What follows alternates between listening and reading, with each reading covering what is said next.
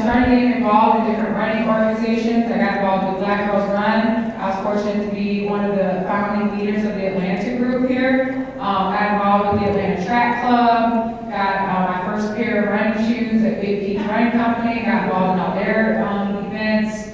And when you start running, and some of you maybe have testified, as you really get into it, you become very nerdy about it. So that's where the whole running nerds term came from.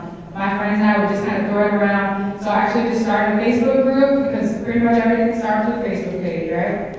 I started a Facebook group, called it Running Nerds, all one word, pushed together, all lowercase. And from there, just any idea that I had that related to running, I basically just put it under the Running Nerds umbrella. So from that, we have developed a wonderful racing series. You're seeing pictures here actually from the Running Nerds 5K, the inaugural Running Nerds 5K, which took place in the West MIDTOWN neighborhood. Started and finished at the Howard School. One of my very first sponsors to ever say, yes, I'll write you a check, was Miss Pat Tilson right here from Figs and Honey Catering. Supported every event since then. Catered a couple of our fancy events, and Pat, I was like, thank you publicly. And so, from there we developed a relay, ATL relay, 10K and 20K, which takes place at Castleberry Hill. We're going to be putting that race on for the 5th year this year. You can clap for that, 5th year.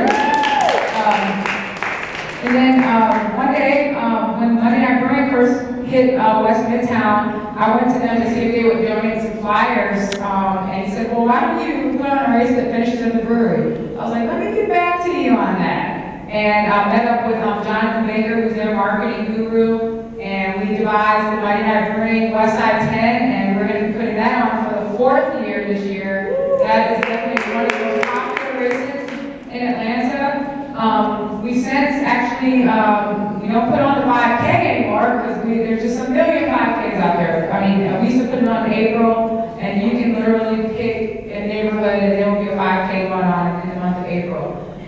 So we decided we were going to put our efforts into the ATL race, which has a relay portion of it, which is extremely popular, and then of course the Monday Night Brewing race. You can't beat craft beer at the end of a brutal run.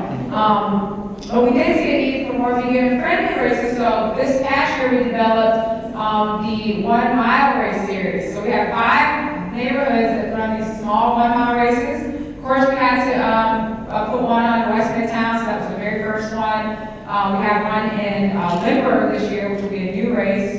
Castleberry, West End, which is actually the neighborhood I live in, so I was very excited to put a race on there. And then we do one in Midtown right at Piedmont Park, the flattest loop you can find in the park. So the 1 mile race series is great for elite runners, all the way to someone who, you get those people, you ask them to run a 5K, and they say, well, I wouldn't run